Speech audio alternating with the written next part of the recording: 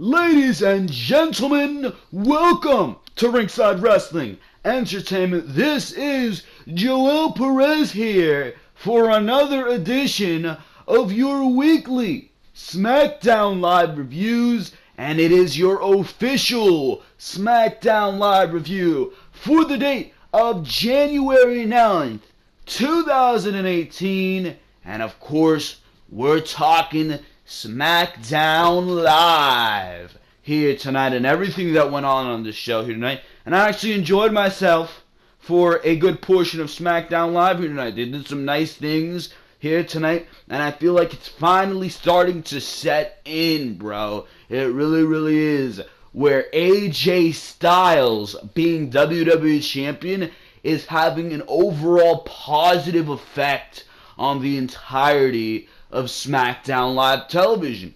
I'm not sure if it's just me, bro, but I feel because AJ Styles is WWE Champion, I'm uplifted when I'm watching SmackDown Live. Clearly the segment with AJ Styles within it is great each and every single week. And the fact that not only AJ Styles is your WWE Champion, and AJ Styles is the main program on SmackDown Live, the main thing, instead of Jinder Mahal, who clearly you know is terrible. On top of that, it's who he's feuding with, Kevin Owens and Sami Zayn. And Kevin Owens and Sami Zayn are just fantastic at what they do. And when they're in the limelight, like they are with his WWE Championship storyline, these two guys just manage to shine. They really do. And I felt like that came across in the opening segment here tonight. I feel like that came across throughout the entirety of SmackDown Live. On top of that, I continue to be invested and interested in what they're doing with Shane McMahon and Daniel Bryan, because if you ask me, based on the segments that Daniel Bryan was in here tonight, he was kind of acting a little bit differently, and that might have to do with the rumors that were circulating this weekend and that we covered on Behind the Mic episode number 51, which you should totally go check out, by the way. Cheap plug, I know, but make sure to go check out Behind the Mic, uploaded this weekend, talking all the biggest news in the WWE. We're talking about that news story right there, and I think this might coincide with that, because Daniel Bryan was acting a little bit differently here tonight, and it's like two sides of the spectrum with this storyline, and it feels like Daniel Bryan wasn't the same Daniel Bryan where he's trying to be that fair authority figure that he usually is, and we'll talk about that. On top of that, you had that segment which I enjoyed with Chad Gable and Shelton Benjamin. They put on a good promo. They really did. There's some work that needs to be done in the promo department from Shelton Benjamin and Chad Gable, but I feel like if they really put time into really finessing every detail of their promo and sharpening every detail of their promo, I feel like those two guys can be a very enjoyable aspect on the microphone. I find myself giggling and laughing during some parts of their promo here tonight more than I did than I was expecting to when they started speaking on the microphone. So I was decently surprised by what Shelton Benjamin and Chad Gable did on the mic. That was probably one of my favorite segments on SmackDown Live here tonight. Top of that, you had Rusev Day, and they were going against Breezango, the continuation of the United States Championship Tournament. You had the same old garbage in the women's division, and we're going to be talking about that, and something that I noticed when I was scrolling across Twitter this past evening, or while we were watching SmackDown Live pretty much during the commercials, because there seems to be like millions of commercials during WWE shows. So I was scrolling past Twitter, and we're going to talk about, regarding the women's division, something that I noticed and that I tend to agree with. So that was pretty much the main thing that happened on SmackDown Live tonight. Main event was set up in the opening segment, like it seems to be in every single WWE show, and we were ending up with a handicap match. It was Kevin Owens and Sami Zayn against AJ Styles, Shinsuke Nakamura, and Randy Orton, and that goes back to the uneven booking of Shane McMahon and Daniel Bryan, and we will talk about that. But before we do go into the official review and results of SmackDown Live for the evening, of course, I want to make sure to tell you guys to make sure to go check out all the other content on the Ringside Wrestling YouTube channel. And that is, of course, because there is so much other content to go check out on the Ringside Wrestling YouTube channel. Just last night, after that show went off there, you had your Monday Night Raw review go live, and we were talking about everything that happened on that show last night, particularly Braun Strowman trying to kill Brock Lesnar and Kane, bringing the stage down upon them.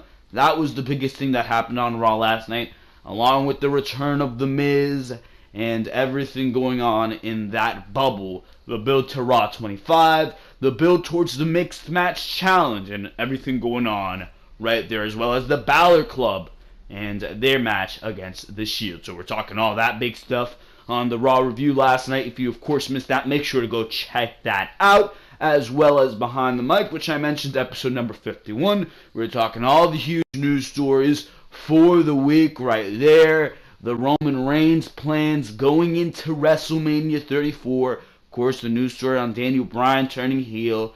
Chris Jericho sending out a Instagram that rattled some feathers in the internet wrestling community, I guess you can say, and so much more on Behind the Mic. Make sure to go check that one out, as well as your Raw and SmackDown reviews for the past week as well. If you missed those shows or you want an educated opinion on those shows, make sure to go check that out. The big content week is also coming on the Ringside Wrestling channel. And of course, that big content week is the Royal Rumble week. That week we have Monday Night Raw and SmackDown reviews on Monday and Tuesday. Wednesday, we're going to be working on the preview and predictions for the Royal Rumble, which will be up on Thursday. Then on Thursday, we'll be working on the preview and predictions for the NXT TakeOver show that is going on in conjunction with the Royal Rumble, NXT TakeOver Philadelphia.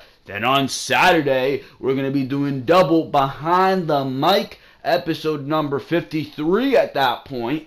And in the nighttime, after that show goes off the air, the official review to NXT TakeOver Philadelphia. And then on top of that, to top off the weekend, at an entirety of 7 videos, possibly more, the Royal Rumble review. So we're going to be doing all that. That's the big week coming very, very soon. Royal Rumble's only 2 weeks away.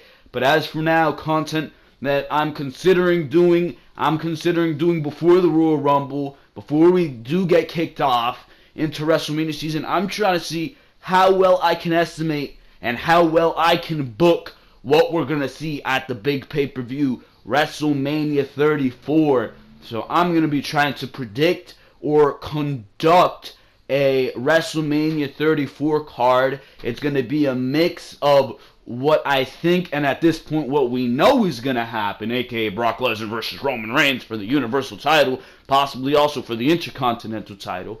And I'm also going to be mixing that with what I want to happen, and quite frankly, what should happen. So I'm going to be trying to push that video out, possibly going to be working on it tomorrow, Wednesday, which is going to be a lighter day since I don't have to upload a Raw or SmackDown review, or I don't need to sit down and actually watch Raw or SmackDown. So it's going to be easier for me to do it on Wednesday. But then again, how easy is it going to be when you've missed the past 2 weeks of NXT? That's another issue going on. But I got to catch up with that. That's my issue. I'm going to try to get that video out there sometime this week. If it's not up tomorrow, it's probably going to be up on a Thursday or a Friday. So you can expect that. Behind the Mic coming this upcoming Saturday or Sunday, depending on whether or not I'm on my game. But of course, that is coming this weekend. Behind the Mic, episode number 52. And you know what 52 means? That means it's a year of Behind the Mic. At this point, it's been over a year of Behind the Mic, but the number indicates 52. So it's going to be a year celebration of Behind the Mic. But that is besides the point, because for now, ladies and gentlemen, we're going into your SmackDown Live review. We're going to be talking about everything that happened on this show tonight, segment by segment. And SmackDown Live was live here tonight from Birmingham, Alabama. And the show did start off with AJ Styles, and we're actually going to do something a little bit different here tonight with the opening segment of the show, and probably multiple segments on this show, because we're going to rip an idea from JD from NY206, much bigger YouTube channel on the YWC, YouTube wrestling community, and he actually plays the audio for these segments, and I feel like that would be a lot more entertaining than to literally just read notes out loud. So we're going to do something a little bit different here tonight, and I'm actually going to be playing the audio for what we've seen here tonight. So let's play it. Opening segment, it's AJ Styles reacting to the WWE title handicap match that was announced last week for the Royal Rumble. AJ, last week Daniel Bryan made a very controversial decision regarding your WWE Championship. At the Royal Rumble, you will defend your title against Sami Zayn, Kevin Owens, in a handicap match. Do you think that decision was fair? Let me just say this, Renee. Every time I step foot in this ring, I take pride in what I do in it. Is there a chance I could lose my championship now? Absolutely. Is there a chance I could beat the crap out of Kevin Owens and Sami Zayn? You better believe it. You're not really answering my question here. Do you think that the decision that Daniel Bryan made for the match was fair? To answer your question, do I think it's fair? No. But neither is life. Life's not fair either. And yes, Sami Zayn and Kevin Owens have non-title victories over me. They do. Listen. Truth of the matter is, I can't allow those two idiots to take my championship from me. It would take And at this point, it's Sami Zayn and Kevin Owens who came out to address what AJ Styles is saying. You have no chance of walking out of our handicap match with that title. At the Royal Rumble pay-per-view, when the night is over, we are going to be the first ever co-WWE champions.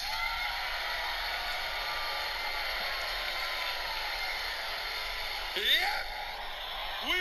And by the way, I'd just like to address how they're saying that they're going to be the co-WWE champions. I don't understand how that is supposed to work, how they're saying that they're going to be the co-WWE champions. I do not agree with that idea. I believe that if WWE is going to go about this, they're going to have Shane McMahon tell Sami Zayn and Kevin Owens, probably the final week before the Royal Rumble, that, yeah, by the way, there's no way I'm going to allow you two to be the co-WWE champions. It's whoever pins AJ Styles is WWE champion. That's final decision. I feel like that should be cleared up because Sami Zayn and Kevin Owens are under the belief and probably leading other people under the assumption that they are going to be co-WWE champions. I don't really think that's the way it should work. If that's the way they're going to allow it to work, I feel like that's ridiculous, and it's going to make it so if AJ Styles wins, it makes Sami Zayn and Kevin Owens look like they cannot do anything inside that ring, bro, because if this goes down without there being any dissension between Kevin Owens and Sami Zayn, then realistically, how am I supposed to believe that AJ Styles is actually going to walk out of this handicap match against what is supposed to be two viable competitors in Sami Zayn and Kevin Owens? How am I supposed to believe that if there is no dissension, if there is no confusion between Kevin Owens and Sami Zayn, that AJ Styles can actually walk out of this the winner? Unless they want to portray that underdog story, which I really feel there's no need to at this point. But continuing on here. Are going to turn the house that AJ Styles built into the Sami and Kevin show. Yep. Or maybe it'll be the Kevin and Sami show. Yep. We are going to do whatever we want. Yep. Yep. Yep. Yep. Yep. Yep. Yep. I gotta go with the champ on this. Shane one. McMahon is out here. Fair that he has to defend the championship in a handicap match? Well, In my view, nope. And I am puzzled of why Daniel Bryan would make such a match in the first place. I am further More baffled dissension being built. why our SmackDown general manager would allow you two clowns another opportunity to become WWE champion. But while we're talking about handicap matches, maybe we talk about maybe having one of those here tonight. Right here in Birmingham, Alabama. So why don't we have Kevin Owens and Sami Zayn team up to take on Shinsuke Nakamura, the Viper, Randy Orton, and the WWE Champion, AJ Styles. That is huge. So Shane McMahon makes the decision pretty much like any other SmackDown Live opening, and he announces the main event. Any other WWE show opening, pretty much, right there. Anyway, Shane McMahon, he goes to the back where he meets Daniel Bryan. And they're just staring at each other at this point. So you're puzzled, huh? Well, made a hell of a main event for SmackDown tonight with that handicap match.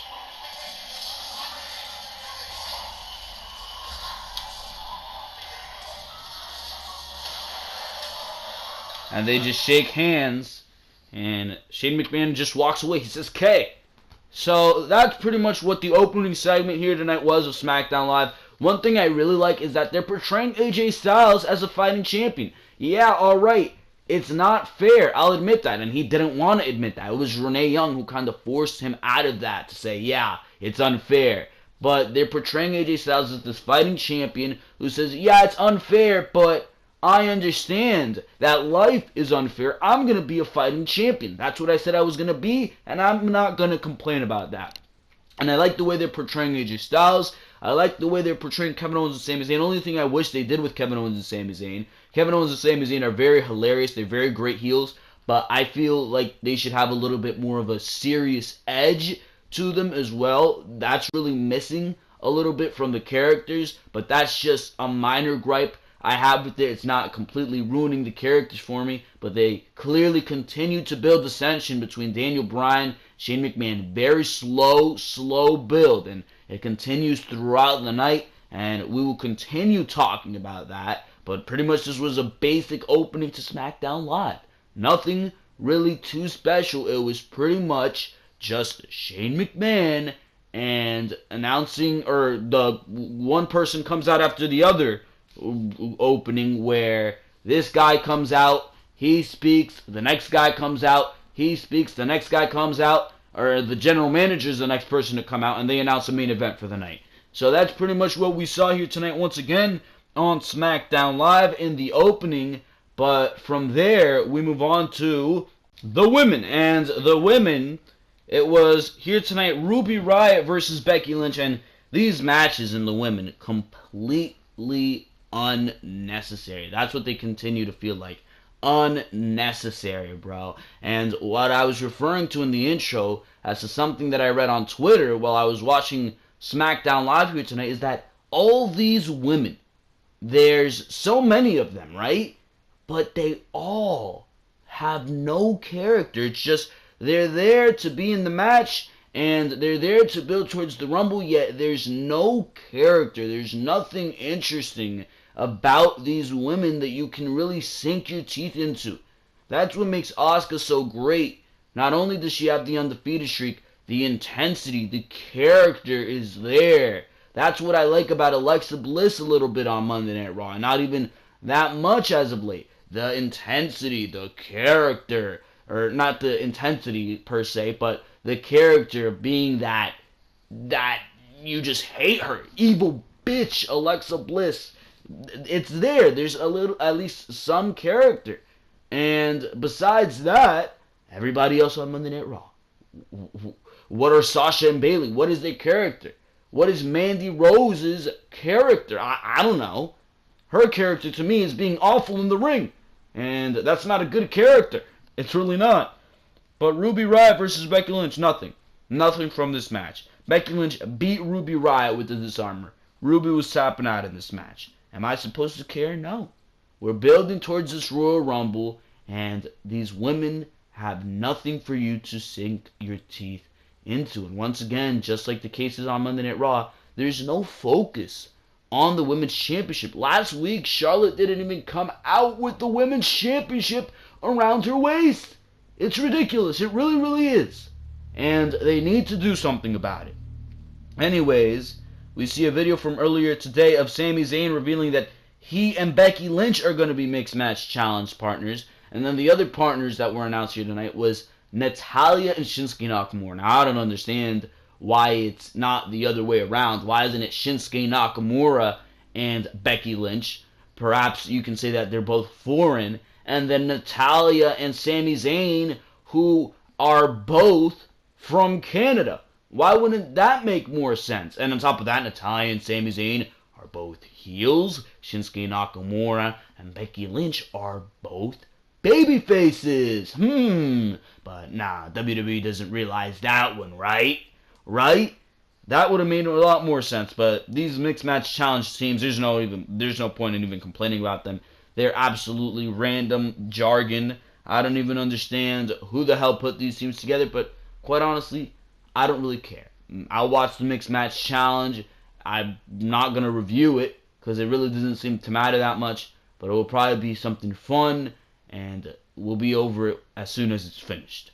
But we go to the Ascension versus the Bludgeon Brothers, and the Bludgeon Brothers once again continue to be built up. The Ascension again stood no chance here tonight against the Bludgeon Brothers. They tried to attack the Bludgeon Brothers before the bell even rung, but that was just not the case. Connor, he got kicked off the apron, and Victor, it looks like the Bludgeon Brothers, I've been saying this for weeks, they needed a new finisher. They needed something more impactful. It looks like they got that new finisher. So even the one thing I didn't like about the Bludgeon Brothers, that was fixed. So I like them even more now. It's like a power bomb type move. I like it. And they hit Victor with it. I'm hoping that's at least their finishing move. They hit them with a double team power bomb pretty much. And there you go. Victor squashed.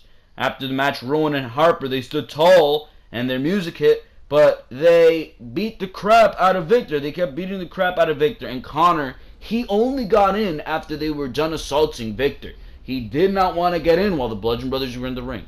That makes them look menacing. It really does, so I like that. Still to come, it was Chad Gable and Shelton Benjamin. They wanted justice from last week, but Bobby Roode was out next for a big pop, and he was on, I believe, commentary. He was watching from ringside as it was Mojo Rawley versus Zack Ryder. And I'm going to be honest with you, I did not watch this matchup. I actually was doing something different, aka I dozed off and fell asleep for a little bit because I've been tired from earlier in the day. I had like a 15-minute nap, and this is what I missed on SmackDown Live. I didn't miss much because this was absolutely predictable. Zack Ryder was not going to win this match, and hey, look at that. I was right. Mojo Rawley beat Zack Ryder. As far as the quality of this matchup, I'm not sure you guys even care if I told you or didn't tell you about this matchup. The end of the matchup happens. Ryder kicks him through the ropes. Ryder follows and rolls Mojo into the ring for a 2 count. Mojo ends up turning it around and getting the win with a big running right hand in the corner. What a great finisher. Mojo advances to the next match with Bobby Roode. Who do you think is going to win that one? Bobby Roode will make Mojo Rawley look impressive and all this good stuff, but at the end of the day, he will be knocked off by the glorious one. And then it was Jinder Mahal with the Singh brothers. He had a special message, and here it is. For 185 days, I was your WWE champion. Oh my God. I thought it was possible, and no one Don't make me remember, bro. That's no one except myself. As 2018 begins, I have my eyes on a new prize. The United States Championship. The title he should have won from the first place. Dillinger, and next week I face Xavier Woods of the New Day. And I hope What a great match. Xavier knows how to play taps on his trombone because he's already lost. Xavier Woods and the New Day are a fad, but the modern day Maharaja Failure Raja. is forever. And he just looks at the camera awkwardly for an overabundant amount of time. So there you go with that one. Jinder Mahal in a backstage segment, as if anybody cares. This was a segment that I actually enjoyed a lot. We saw Shelton Benjamin and Chad Gable. This was very, very entertaining. It actually surprised me how good these guys did. They were out here for some justice after clearly the controversy that went down in the tag team matchup against the Usos that they were in last week. Last week, we beat the Usos in this very ring. We set the tag titles free from the Uso penitentiary. And there we are. We're walking up that ramp. We're celebrating. I'm blowing my little girl kisses in the front row. I got adrenaline rushing through my veins. We got ecstasy flowing through our bodies, and then... Ecstasy? Were they really allowed to say that on WWE television? And then another referee shows up. And by the way, Chad Gable was wearing an awful looking shirt that said, "Free the tag titles." It looked so cheaply made. Why was he in the match? Well, one, he overturns our victory. Yeah, but why was he in the match? He yanks the SmackDown Tag Team Championships right out of our hands.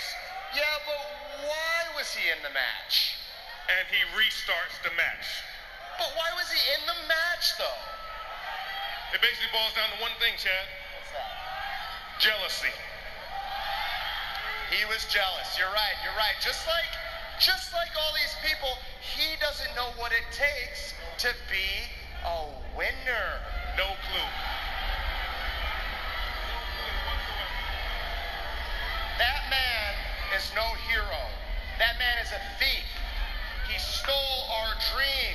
That man is a tattletale. And he went crying to his mama. He's a rat. And he smells like a rat. He's a snitch. And from where I'm from, snitches get stitches. A crime was committed last week. And we demand justice. Now, I don't care what you say about your opponents or what you think about them, but when you start knocking management, that's when management? Who said anything about management? No. We're talking about the referees here. Easy. Oh, you didn't know. Officials represent management.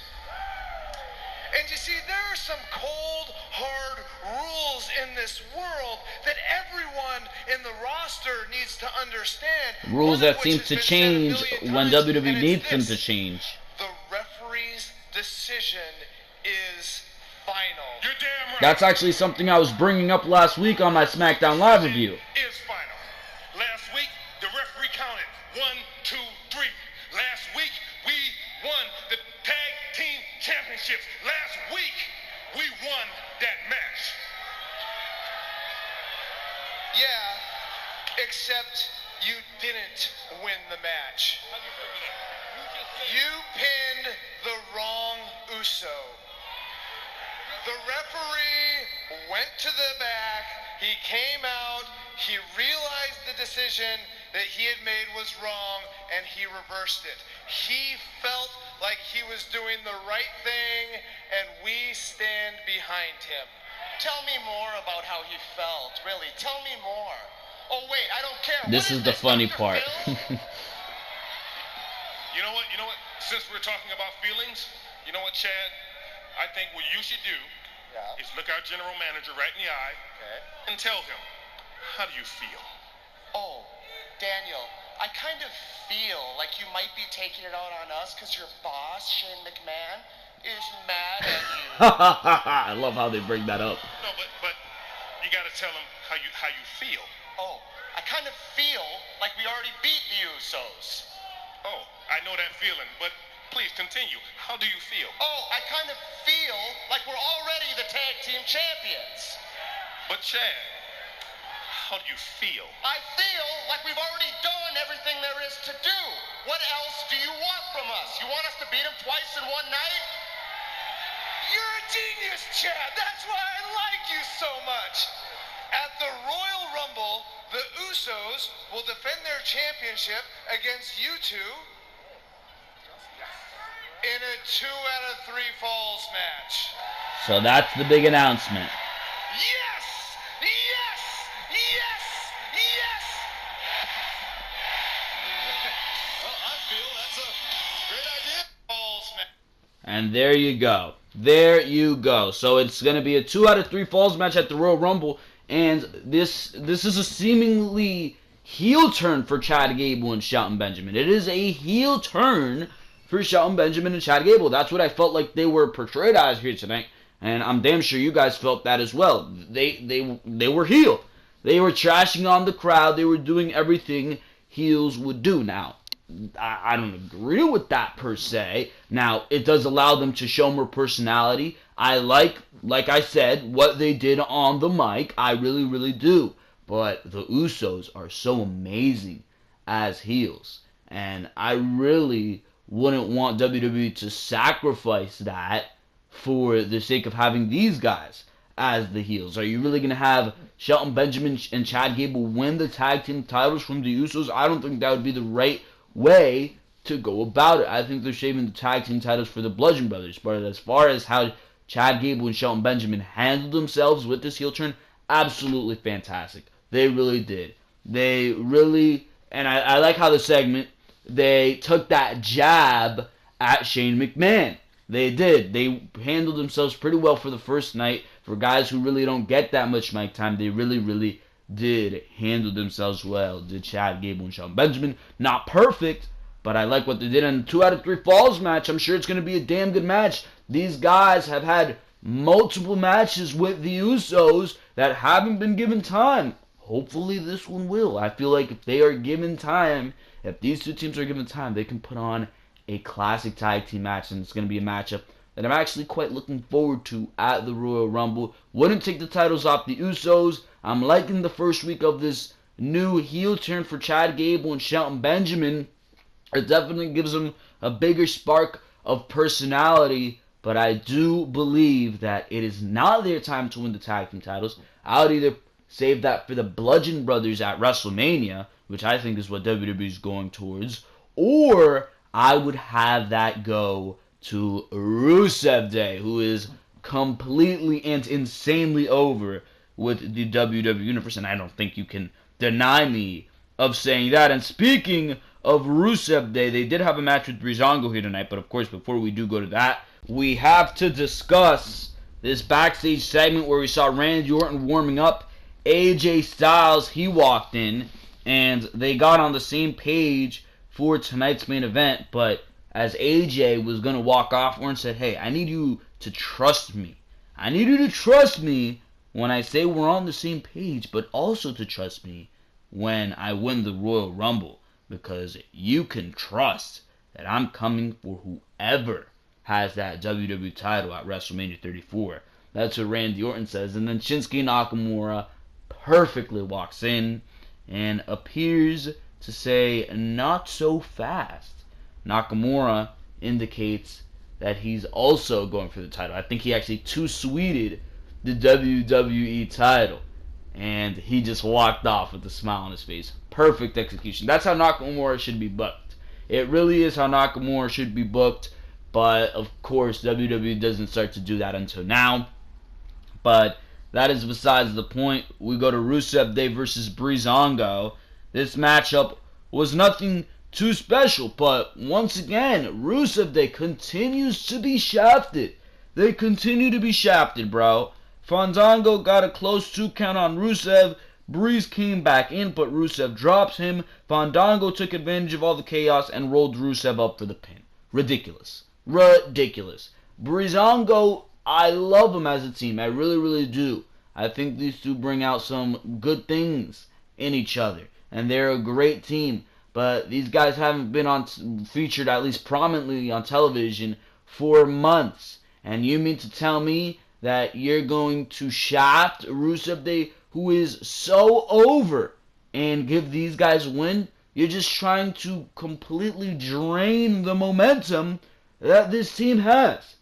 And by the way, Rusev and Aiden English did confirm themselves for the Royal Rumble match. But, I mean, does it really matter? Breezango won this match. After the match, Breezango retreats to celebrate and recover. Rusev Day shocked in the ring. Breezango celebrates on the ramp as their music hits while Rusev throws a fit. We go to a backstage segment. Daniel Bryan is backstage watching. Shane McMahon walks in and Bryan praises Breezango for connecting with fans. Yeah, you're praising Breezango for connecting with fans. Connect with Rusev Day, or praise Rusev Day for connecting with fans, because those are the guys who really did that. He gives props to them for the tag team division. Shane says he and Bryan are not on the same page right now. Shane knocks Bryan's decision making and points to the WWE title handicap match and how we might have co-WWE champions. Shane also points to the 2 out of 3 falls match for the SmackDown tag team titles and says the Usos won last week, so they shouldn't have to give Gable and Benjamin another shot. Shane asks Bryan if he's doing okay. Shane doesn't want to offend Bryan because he might have a lot going on in his life. Shane says Bryan is coming off as unstable. Bryan says he could say the same thing, especially given Shane's gene pool. And Daniel Bryan, you got to notice that, keeps knocking the McMahons. Shane says they will just agree to disagree, and he's going to leave Bryan alone because he's going home for the night. So there you go with that one. And that took us into the main event matchup, and it was Kevin Owens and Sami Zayn versus AJ Styles, Randy Orton, and Shinsuke Nakamura. This was what you could expect out of a main event, bro. It was pandemonium all over the place. Really a bunch of unnecessary jargon in this matchup. And I don't know why I'm using the word jargon, but that's besides the point.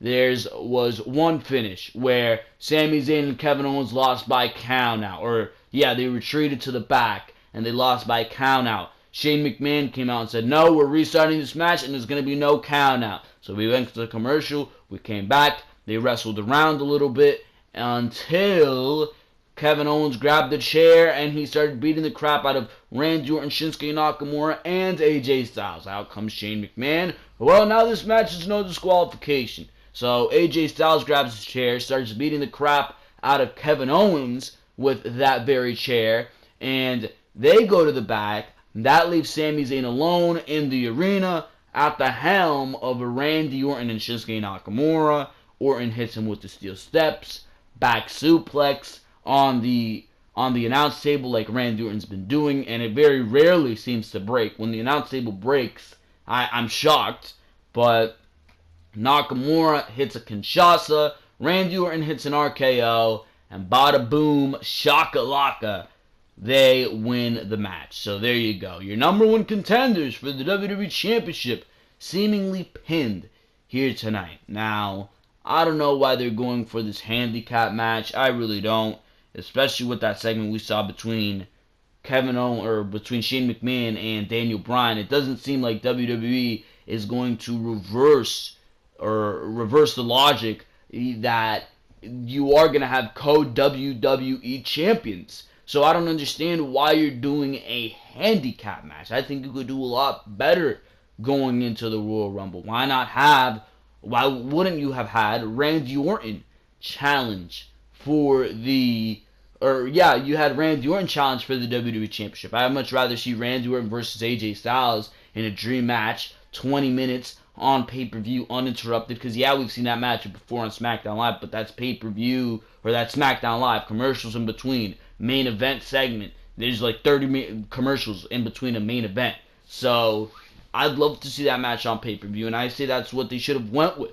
It would have put Randy Orton in a prominent light. Maybe you could have even turned Randy Orton heel.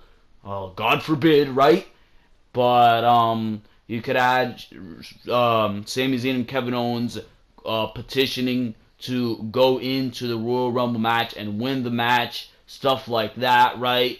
Or you can have them qualify for the Royal Rumble match, as a matter of fact. Have Shane McMahon put them in qualifying matches for the Royal Rumble against whoever it may be, a Ty Dillinger. Do stuff like that. You could have gotten creative with it. You could have done something original with it. They failed to do that in many ways. They really, really did. And now we're stuck with the handicap match, which, like I said, or like I've been saying over the past couple weeks on SmackDown Live, it's probably just going to be Kevin Owens and Sami Zayn assaulting AJ Styles the whole time until something goes down, whether it's dissension between Kevin Owens and Sami Zayn, whether it's Shane McMahon making an interference, and AJ Styles will get this big comeback onslaught, and he wins and retains the WWE Championship, because why would you even entertain the idea of having co-WWE champions? How would you get out of that? I don't understand that. So, WWE, the way they seem to go about this is totally wrong, but I don't know. These people seem to be brain dead when it comes to making decisions. I do not know, but that is besides the point. SmackDown Live was an enjoyable show here tonight, but there's still things that I'm questioning the logic in. What they're doing with the women's division, I'm questioning logic in. Why the hell they're building this WWE Championship match like this, I'm questioning logic for.